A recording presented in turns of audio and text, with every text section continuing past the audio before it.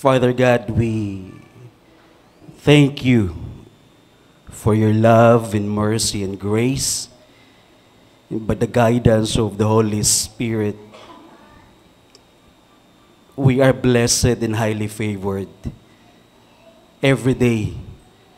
Thank you for this opportunity, Lord, na makapag-samba, makapag-awit, at makinig ng iyong salita, mahayag ang iyong mayamang biyaya. Salamat din po sa patuloy na pagdala sa aming buhay araw-araw. Sa aming takbuhin ng aming buhay, kayo po ang nagpasimula, kayo po ang nagpapanatili, at kayo po ang magdadala namin sa finish line ng aming takbuhin sa buhay. Despite of challenges. Salamat sa iyong grace. Marapat lamang, Panginoon, na mabigay kami ng papuri at pasasalamat at pagsamba.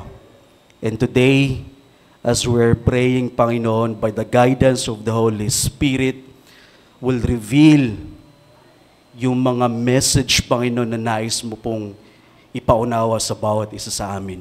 Magbigay sa amin ng kalakasan, magbigay sa amin ng inspirasyon, upang magpatuloy sa paglilingkod.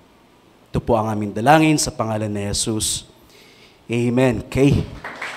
Maaari na po tayong makaupo. Okay, how are you today? And all is well. So, pakibati nga po ang ating mga katabi. You are blessed and highly favored. Ikaw ay pinagpala at pinaburan ng malaki at lubos ng ating Diyos. Amen? Okay, palakpakan natin si Lord. So this morning, ang pag-uusapan po natin ay may kinalaman po sa buhay ng isang mananampalataya. Okay? Na naglilingkod sa Diyos. And Apostol Pablo ay dinidescribe yung buhay daw po ng isang mananampalataya na katulad ng isang runner, mananakbo sa isang running competition. And it makes sense sapagkat kung mapapansin niyo po ang ating buhay ay parang runner din. So may mga challenges, may takbuhin daw po tayo. We are aiming, may goal po tayo towards the finish line, yung reward. And along the way, may mga challenges, may mga pagsubok. May physical fatigue, may mental fatigue, may emotional. Maari kang madapa, maari kang huminto, magpahinga, pagod ka na, you wanna quit. Ganyan din po ang runner habang tumatakbo, aiming towards the finish line with that reward. But at the same time, may challenge din po sa kanya. Yung pagod, yung pagsubok, yung ilan matatarik, yung tinatakbo, may mga mahaba. Yan po dinidescribe na Apostol Pablo yung buhay daw po ng isang mananampalataya. And all of us, at some point, na i-experience natin yon. Overwhelming yung pagsubok sa family, sa mga anak, sa mga magulang, pressure sa trabaho, pressure sa eskwela, and you wanna quit. Gusto mo nang huminto. Hindi ko na ito kaya. But today, the message of the grace of God, we will continue yung takbuhin na yan. Tayo po ay magpapatuloy. Not because of our strength, but because the grace of God carries us to the finish line. Amen? So ang pamagat po ng ating talakayin today ay run the grace. Now, instead of run the race, I put letter G. Letter G stands for grace, biyaya ng Diyos. And the reason why I put the letter G, dahil we would not be able to continue the race without that letter G. What does it mean? Hindi tayo makakapagpatuloy kung wala yung biyaya ng Panginoon. So, I could title it, Run in Grace, or Run with Grace, but it's a clever way to say, run the grace instead of run the race. Hindi tayo makapagpatuloy ng ating takbuhin kung wala yung biyaya ng Diyos. In fact, we're not supposed to be joining itong race na to kung hindi din dahil sa biyaya ng Panginoon. Biyaya ng Diyos lahat ng bagay. Amen? Okay, basahin natin ang ating text today. So, Hebrews chapter 12, verse 1 and 2. I will read this in English and then Tagalog. Okay, so verse 1, therefore, since we are surrounded by so great cloud of witnesses, let us also lay aside every weight and sin which clings so closely. Okay, let us run with endurance the race that is set before us. Verse 2, looking to Jesus, the founder and perfecter of our faith, who for the joy that was set before him endured the cross, despising the shame, and it is seated at the right hand in the throne of God. You see, verse 1, referring to us. Verse 2, pinapakita naman yung pinagdaanan ni Kristo. Verse 1, let us run with endurance. Because in verse 2, Christ endured the cross, yung pinagdaanan niya, nagpatuloy at natapos niya. At same din po tayo. Tingnan po natin sa Tagalog. Napaligiran tayo ng maraming tao na nagpatotoo tungkol sa pananampalataya nila sa Diyos. Sino kaya itong mga taong ito? Now in verse 11, binibigay daw po yung mga halimbawa, sino yung mga taong yon. Si Noah, si Abraham, si King David, and even Paul and Peter, same din po ng race na kanilang tinakbo. But because of faith, na-finish nila yung race. Not because of their strength. Hindi dahil sa kanilang kalakasan at yung galing. Pero yung biyaya ng Diyos, ipinapakita sa atin, kung sila nga natapos nila dahil sa pananampalataya at sa biyaya ng Diyos, ganun din po tayo. Let us run with endurance the race. Kung sila yung mga nagpatotoo. Kaya naman pala nila dahil sa biyaya ng Lord. So kaya din natin because of the grace of God. Tuloy natin. Buong tiyaga, okay, sabi dyan, napaligiran tayo ng maraming tao na nagpatotoo tungkol sa pananampalataya nila sa Diyos, kaya talikuran natin ang kasalanang pumipigil sa atin at alisin ang anumang hadlang sa pagtagpo. And it is true, when we are running, pag may mga dala tayong bagahe, bag o anuman, bigat talaga yan. Hindi maayos yung takbo natin. So same, with spiritual sense, tanggalin natin. Ano yung mga bagahe na yon na nagiging hadlang? Yung mga ginagawa natin na hindi nakakatulong sa ating takbuhin sa buhay. Kasalanan, number 1. So yun yung nagpapabigat sa ating takbuhin. So tanggalin daw po natin. Tuloy natin. Buong tiyaga tayong magpatuloy sa takbuhing itinakda ng Diyos para sa atin. Verse 2. Ituon natin ang ating paningin kay Jesus. Kanino?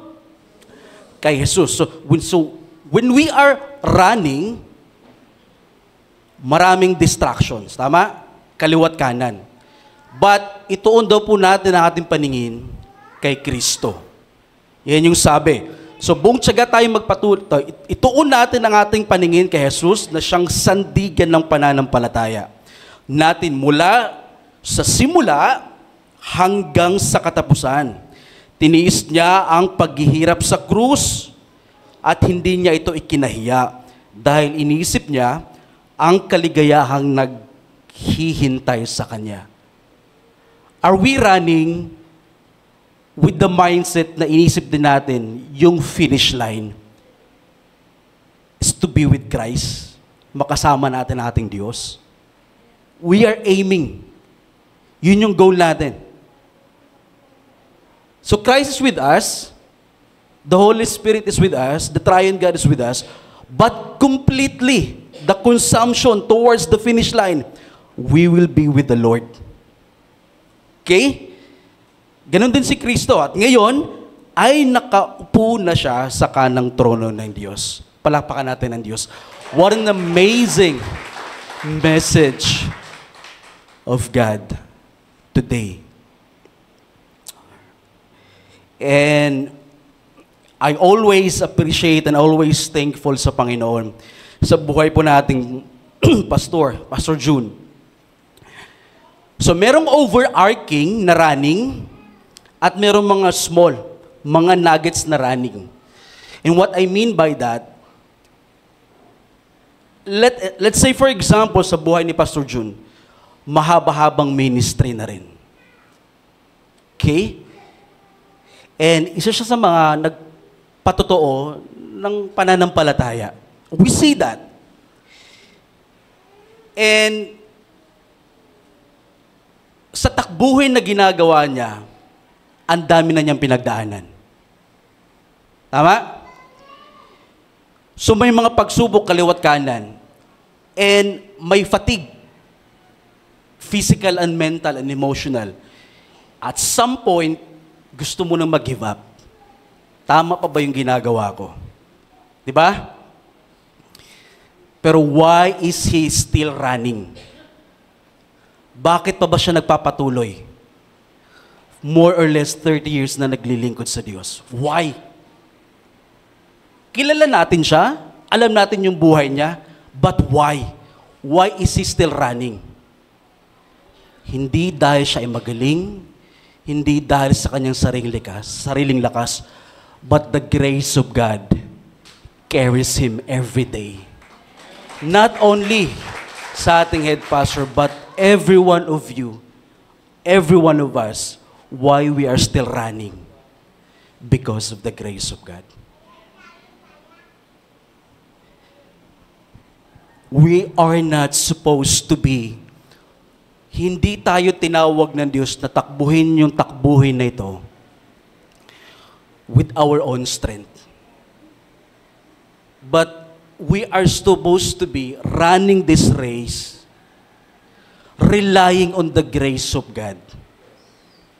Yung biyaya ng Diyos na nagpasimula ng takbuhin, nagpapatuloy ng takbuhin, at kukumplituhin yung takbuhin.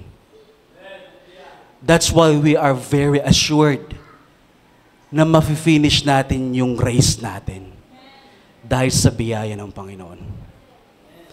Tatlong katotohanan, three truths on how the grace runs our race.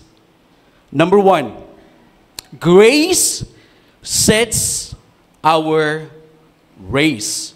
Ang biyaya ang nagtakda ng ating takbuhin.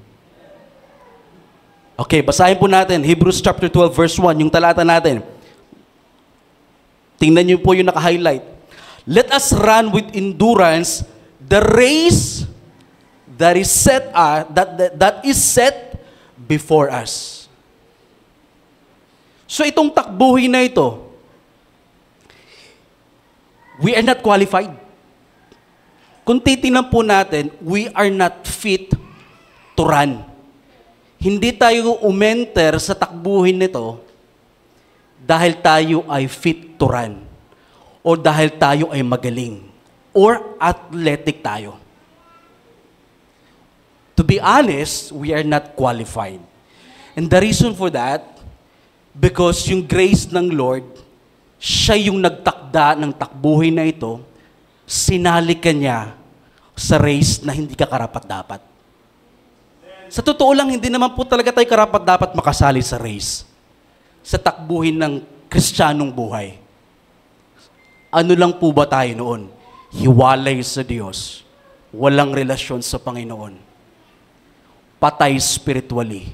Mahinang nilalang. But by the grace of God, He pulled us from that situation and put into this kind of race without qualification. You and I, we are already accepted. Tinawag tayo ng Diyos sa takbuhin na ito. Tingnan po natin, yung talata, 2 Timothy 1:9. Who saved us, God who saved us, and called us, tinawag po tayo. Iniligtas tayo ng Diyos at tinawag po tayo ng Diyos. Called us to a holy calling, not because of our works, but because of His own purpose and grace, which He gave us in Christ Jesus before the ages began. What does it mean? Ano po ang ibig sabihin nito? Tayo na po ay iniligtas ng Diyos, tinawag ng Diyos, hindi dahil tayo ay mabait, hindi dahil sa ating mga ginagawa, kundi dahil sa Kanyang layunin at sa biyaya. You see, walang qualification na nagmula sa atin. He qualified us to this kind of race. If I could paraphrase yung talatang yan, He entered us into the race not because of our qualification, not because we are fit to run, but because of His purpose. Sabihin sa katabi nyo, because of His purpose. Dahil sa Kanyang layunin. At higit sa lahat, dahil sa Kanyang biyaya. Do you know what grace means? Biyaya, ito yung pabor ng Diyos na ipinagkaloob sa sangkatauhan na hindi tayo karapat-dapat kahit tayo ay makasalanan. Si Kristo mismo ang biyaya. Si Kristo ang ibinigay sa atin. He is full of grace and full of truth. Lahat ng ginagawa natin, biyaya lamang ng Diyos. That is good news. Mabuting balita. Si Kristo mismo yung mabuting balita. His life, His death, and His resurrection. That is His grace. Let me say this. And let me clarify. Hindi tayo tumatakbo para maligtas. We are not running to get saved. But we are running because we are saved. Tayo po ay tumatakbo para hindi maligtas, na para bagang paghihirapan mo, na para bagang kailangan mong tapusin yan with your own strength, at kapag hindi mo natapos at huminto ka sa iyong takbuhin, hindi mo makukuha ang kaligtasan. That is not the message of the grace. Yung mensahe ng Diyos, tumakbo ka sapagkat iniligtas kita, nilagay kita sa posisyon na tumakbo ka, ikaw ay ligtas na to give glory to me. Magbigay ng karangalan sa Diyos. And completely, when we finish the line, we all be glorified with the Lord. and to be with our God. Amen? Isn't it amazing na, wow, hindi ako fit tumakbo, pero ang Diyos, He entered me sa itong takbuhin na to to glorify Him. And imagine, sa isang running, merong arena. Maraming nakatingin. Isn't it maraming nakatingin sa atin? Mga kapitbahay, mga kamag-anak natin, tinitingnan kung sumasablay ka, tinitingnan kapag nagkakamali ka. Boom, pag nagkamali ka, yan ba ay tunay na Kristiyano? They will judge you. Tama? Huhusgahan ka. They're going to label you. Bibigyan ka ng label, pangalan. Hindi ka tunay na mananampalataya. You see that? You experience na. After your progress, marami ka ng progreso. And then sumablay ka, nagkasala ka. Burado lahat ng ginawa mo. That's how people see. But the way yung God tinitingnan tayo, hindi ganyan. Because we are in Christ, the way the Father sees us, tinitingnan niya yung righteousness ni Kristo. Hindi yung sariling katwiran natin, but yung sariling katwiran ni Kristo na isinuot natin because we are in Christ. Amazing. We are running not to get saved, but we are running because we are saved. Yeah. Number 2, grace empowers our race. What does it mean? Yung biyaya ng Diyos, nagbigay sa atin ng kapangyarihan, kalakasan, na magpatuloy tumakbo. Hebrews chapter 12, verse 1, yung talata natin, let us run with endurance. May ibig sabihin ng endurance. Endurance, ito yung bagay na kahit despite of challenges at mga pagsubok, there's pain, may sakit, may kahinaan, physical and mental fatigue, emotional, lahat. But despite of that, kahit may nararamdaman ka, you keep on going. You keep on running. That's endurance. And the way the Bible explained this, not because of your strength, but because of the grace of God. That's why you keep running. Amen? Hindi dahil, kasi kung tayo lang, every second, we will fail. Hindi tayo magtatagumpay. In fact, we're not supposed to be joining this race. Hindi tayo qualified. But because of the grace of God. Okay, let us run with endurance the race that is set before us. Interestingly, hinalimbawa yung mga legend. We would say legend. Abraham, Noah. Yung pananampalataya nila. They finished the line because of the grace of God. And then, verse 2, hinalimbawa naman si Kristo. Napagtiyagaan niya yung hirap niya. Yung dinanas niya. That's the ultimate sacrifice and suffering. Napagtagumpayan niya. Since tayo na kay Kristo, mapagtatagumpayan din natin. Amen? So, this is an inspiration from the Word of God that we can do it by the grace of God. Okay.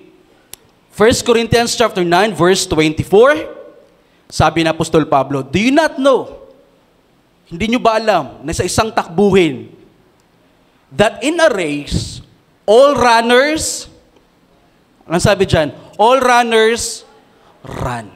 Walang nakaupo. Walang tumatambay. All runners run. Hindi tayo tinawag ng Diyos na maging passive at tatamad-tamad. Hindi tayo niligtas ng Diyos para umupo na lang. Iniligtas tayo ng Diyos to run the Christian life. Ito yung takbuhin natin. Run with endurance. Some of us huminto sa takbo. I understand nadapa, natisod, nagpahinga.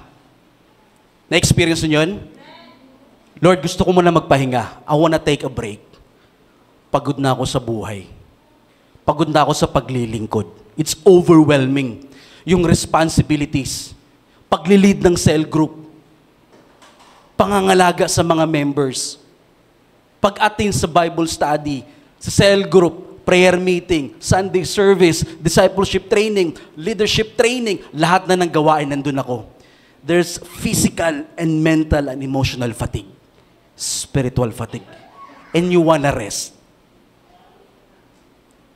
Hello? May naka-experience mo ba dito? Gusto mo magpahinga? At nung nagpahinga ka na, you get comfortable. Ayaw mo nang tumakbo. Talagang tuluyan ka na nagpahinga. Tinatamad ka na ngayon. Now, don't get me wrong. It's okay to rest. Kailangan din magpahinga. But again, the message is, you keep running. Yes, you can take rest. Magpahinga ka. But don't get comfortable. Dahil baka naman mamaya, sa sobrang rest mo na, talagang tuluyan ka ng nag-rest at hindi ka na naglilingkod sa Diyos. And yan yung sakit sa buhay ng Kristiyano. Masyado naging komportable sa pagpapahinga. Pag inabot mo, pag nag-reach out ka, kamusta ka na?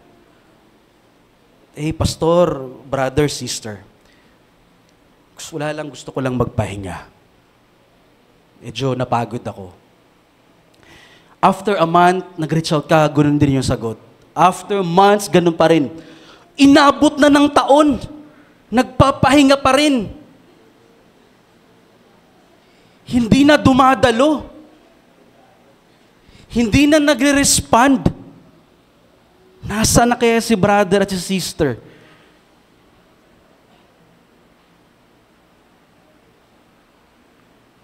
At some point, pumasok ba sa isip natin yun? I wanna rest. Gusto natin magpahinga.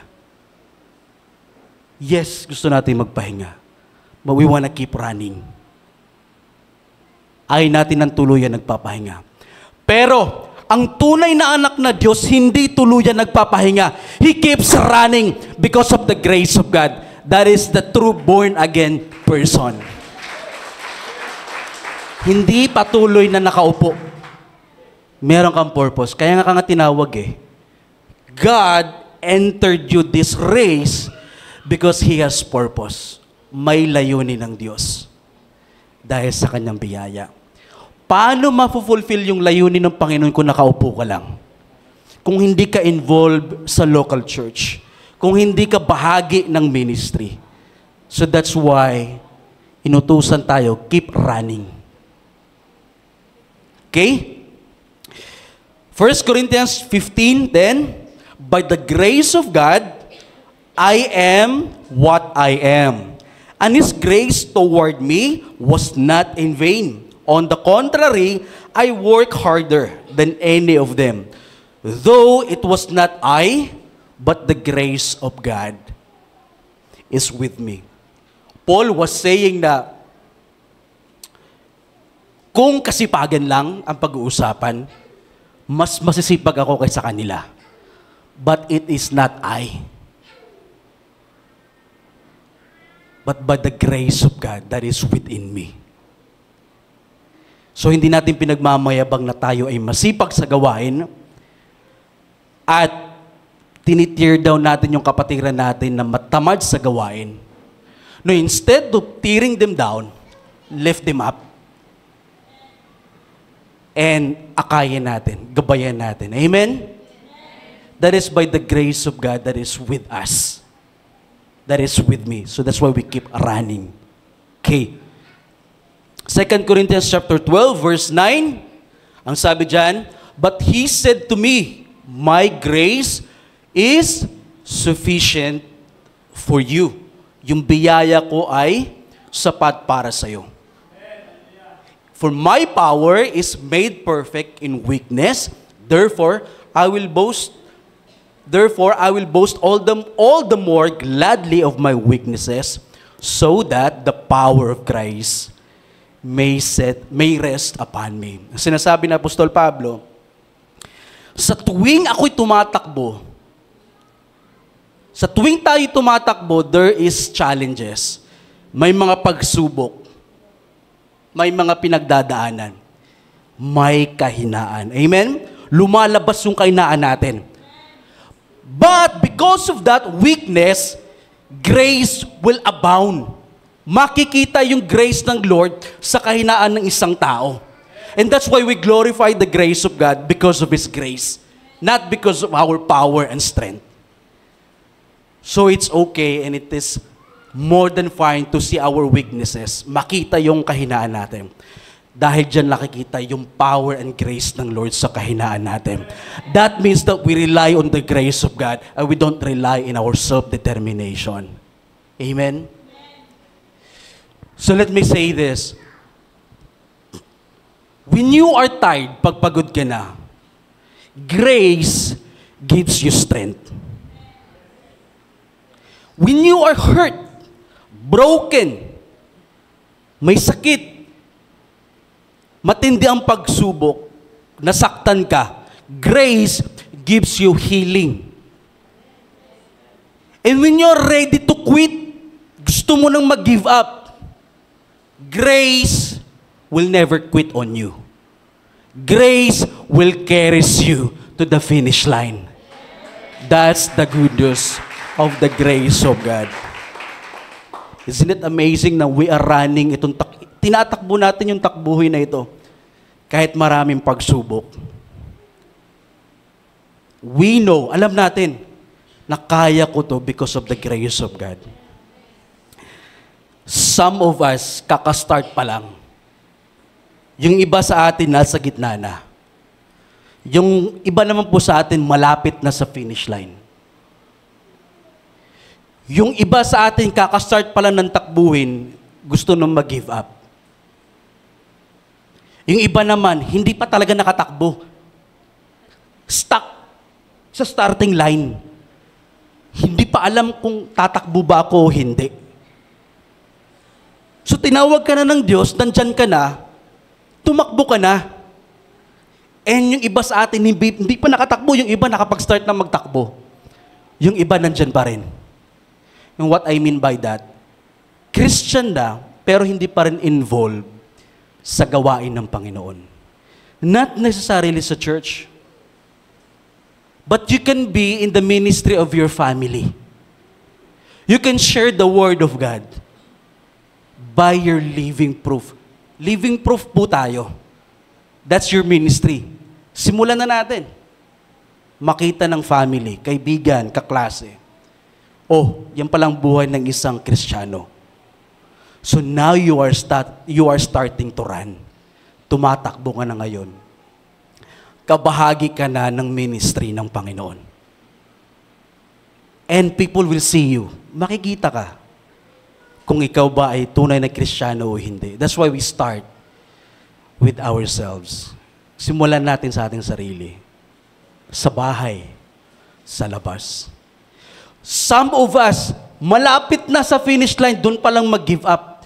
Doon pa lang nakaisip, Lord, I wanna give up. Gusto ka nang huminto. What? Ang tagal mo nang tumakbo? Tas ngayon ka pa ba hihinto? Andyan na yung finish line? And what are the reasons bakit hihinto? Problems. Madaming problema. Utang. Family problem. School problem. Work problem, pressure sa trabaho. Ang daming demand sa buhay. Pagod ka na sa pag-aalaga sa mga anak. Pagsisilbi sa iyong asawa. Pagbibigay, pagpo-provide sa family. Pagod ka na magtrabaho. And gusto mo na ma-experience yung ayahay naman ng buhay. Pagod ka nang hinahabol ka na ng utang. Pagod ka na sa kakasermo ng pastor. Kakapaalala ng pastor sa'yo. Sumasakit na sa tenga. at parang ayaw mo nang pakinggan. And you wanna quit. Ayaw ko na. And malapit ka na sa finish line. Doon ka pa ba magkukwit? And some of us, yan yung nararanasan. Nandun na. And I would say at some point, every one of us, we will experience that. Walang exception. At some point, magkukross sa ating isip, I wanna give up. But the grace of God will not give up on us and will carry us to the finish line. Hold it firm. Panghawakan natin. Amen? Yan yung biyaya ng Panginoon. Number 3, grace finishes our race. Ibig sabihin po, ang biyaya ng Panginoon, kinukumpleto. Tinatapos yung takbuhin natin. And notice, hindi tayo ang magkukumpleto. Ang biyaya ng Lord ang magkukumpleto sa ating takbuhin. Amen? One of the example, Philippians 1:6. I am sure of this. Katiyakan. I am sure that He who began a good work, yung pinasimulan ng ginawa ng Lord sa buhay natin, yung pinasimulan. Remember, He entered us to this race. Pinasimulan ng Diyos. Sabi diyan, He who began a good work in you will bring it to completion. Tatapusin niya, ipagpapatuloy ng Diyos at the day of Jesus Christ. Amazing. Our blessed hope is when Christ comes back. Kung hindi tayo maabutan ng kamatayan physically, we will be with the Lord. Amen? At the day of Jesus Christ, that is our blessed hope. Magpapatuloy tayo. That is the reward. 2 Timothy 4:7-8. Sabi na Apostol Pablo, I have fought the good fight. Pinaglaban ko yung labanan na to. Ano kayang labanan na yan? Yung buhay Kristiyano. Napakadaming pagsubok. Ang daming bagyo sa buhay. But pinaglaban ko. I have finished. Anong sabi dyan? I have finished the race. I have kept the faith.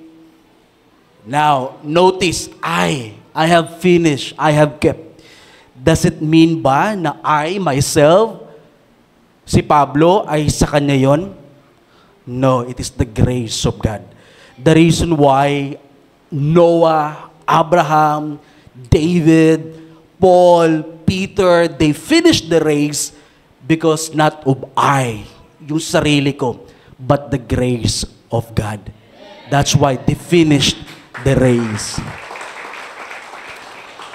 Verse 8, henceforth, there is laid up for me the crown of righteousness, which the Lord, the righteous judge, will award me on that, what's that day? The finish line. Will award to me on that day, not only to me, but also to all who have loved His appearing. Amazing. Palakpakan natin ang Diyos.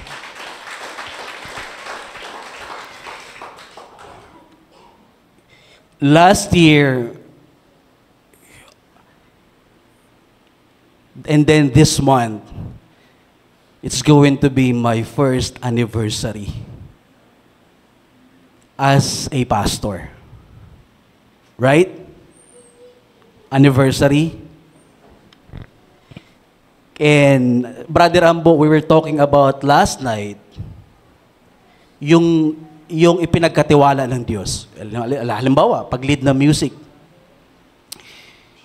We were talking about the progress. And if I could assess, i-assess ko yung nangyari 1 year, I could say, in my own perspective, ang dami kong sablay. Ang dami kong pagkukulang. And it's overwhelming, especially kapag bago ka pa lang. And you are trying to navigate what it's like to be a servant of God, like a pastor. Like you're leading people. And you're trying to navigate, you don't have any idea what is going to be the running. 1 year pa lang yun ha. At some point, it crossed my mind, I wanna give up. I wanna give up. Why? Maraming matigas ang ulo sa simbahan. Maraming pasaway. Hindi sumusunod. But I could not blame them. Because lahat tayo iba-iba ng pace ng progress. And I put expectation. Because I'm doing this, you should do this. But that is my fault. The expectation is too much. I did not consider, hindi ko kinikonsidera yung nararamdaman nyo, yung nararamdaman ng bawat isa. Kamusta kayo yung progress nila? Did I see any progress, growth? Bakit kaya naggaganito pa rin sila? Too much expectation. And I want to give up. Overwhelming yung responsibilities. Hindi ako sanay. Hindi ako sanay. Don't get me wrong.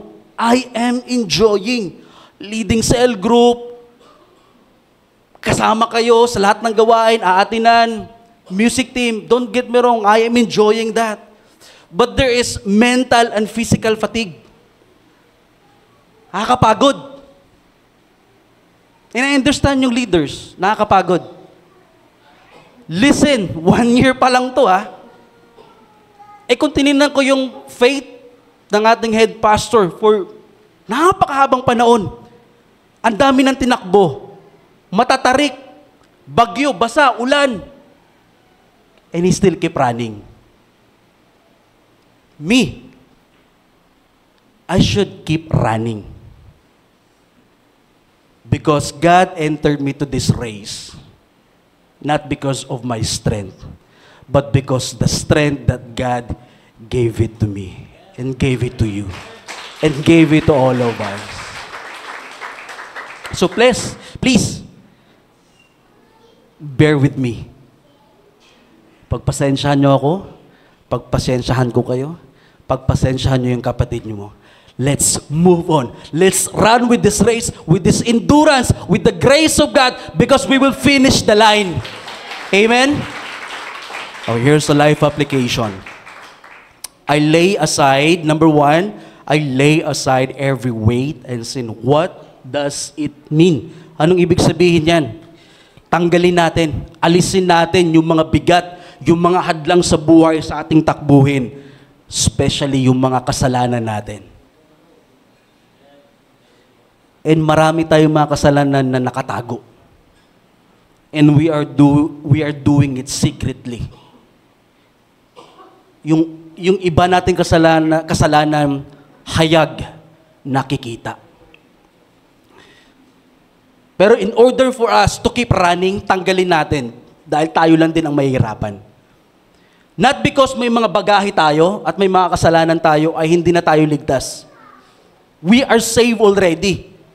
But because in order for us to keep running, by the grace of God, matatanggal natin yan. Unti-unti. And toward the finish line, we are being more like Christ-like.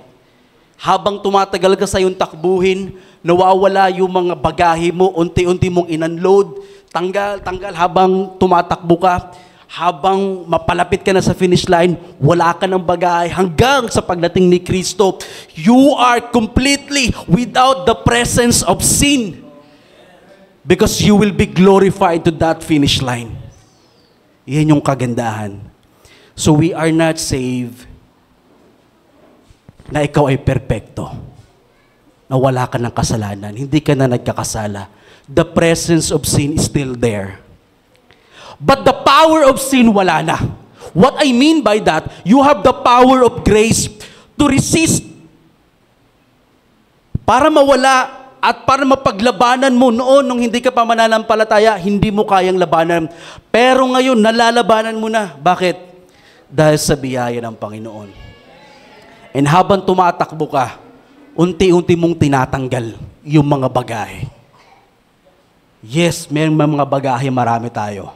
But towards the finish line, when Jesus Christ comes back, at kapag na-finish na natin na wala na tayo dito sa earth, yun yung kagandahan, to be with the Christ and to be with the Lord. And we will be glorified. Amen? Tanggalin na natin yan. Sa ating talata, let us lay aside every weight and sin. Number 2, let us run with endurance. Tayo po ay tumakbo na magpatuloy na may tiyaga kahit maraming problema because of the grace of God.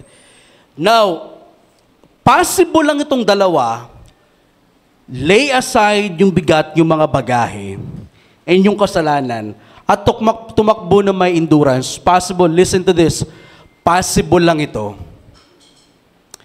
kapag we are in Christ. Number 3, looking to Jesus. Focus. Kapag tumatakbo do po tayo, an elite runner, hindi niya i-entertain yung sa gilid. Yung kaliwat kanan na distraction.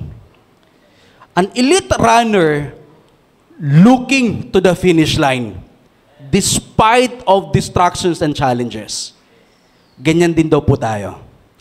Look to Jesus. Why?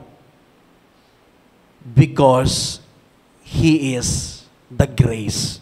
Siya yung biyaya. At napagtagumpayan na niyan. So that means we are running victoriously. With victory. Amen? Tayong lahat ay tumayo. And here's the big idea. The big idea, don't quit. Huwag tayong mag-give up. Huwag tayong sumuko. Don't quit. Because grace will never quit on you. Amen? Let us run the grace of God. Let's pray. Aming Diyos, sumasalamat sa patuloy na biyaya at pagpapalang ipinagkaloob niyo po sa amin. Salamat, Panginoon, sapagkat binigyan niyo po kami ng mga katotohanan at mensahe, Panginoon, na nagbibigay sa aming kalakasan upang ipagpatuloy ang aming takbuhin sa buhay. Yes, there's so many challenges and we want to give up, Panginoon. There's so much pressure, kaliwat kanan, sa pamilya, sa trabaho, sa ministry, Panginoon. At some point, napapagod din po kami. There is a mental and physical and emotional fatigue. And sometimes, Lord, nakakaramdam kami na gusto namin mag-break. But sa biyaya mo, Panginoon, you give us a rest. Rest in Christ. Christ is our resting place. And after that, we will keep running. At ngayong araw, Panginoon, we wanna hold this, pangahawakan namin, yung mga katotohanan ng Panginoon na kami pala ay nasa takbuhin, na hindi kami karapat-dapat, pero dinala kami ng Panginoon. Sinimulan ng Diyos, tatapusin niya, at i-glorify yung bawat mananampalataya. Salamat sa mga blessing na ito, Panginoon. And because of these spiritual blessings, Lord, we want to glorify you. We want to honor you, Panginoon. We want to worship you. Thank you. We are so grateful, Panginoon. Salamat sa takbuhin na iyong itinakda. It's such a privilege, Panginoon, na nakasama ka namin sa takbuhin ito. We are grateful. And dala-dala namin ito, Panginoon. Please, guide us and help us. And we want to be a channel of blessing to our loved ones, sa mga mahal namin sa buhay. Makita nila, Panginoon, na we are running. Makita nila, Lord, na kami pala ay kasama sa takbuhin ito. At mapagpala sila, Panginoon. At maging daluyan din po kami ng spiritual blessing sa kanilang buhay. Nang sa ganun, Panginoon, ay masumpungan nila. At masali sila sa race na ito. Lord, thank you. At sa pagpapatuloy ng buong araw, Panginoon, sa lahat ng aming ginagawa, kayo po ang mahayag, mabigyan ng papuri, pasasalamat. Ang lahat ng bagay na ito, Panginoon, ay aming itinataas at ibinabalik sa iyo, Panginoon. Ang lahat po ay magsabi ng Amen. Glory to God. Praise to God.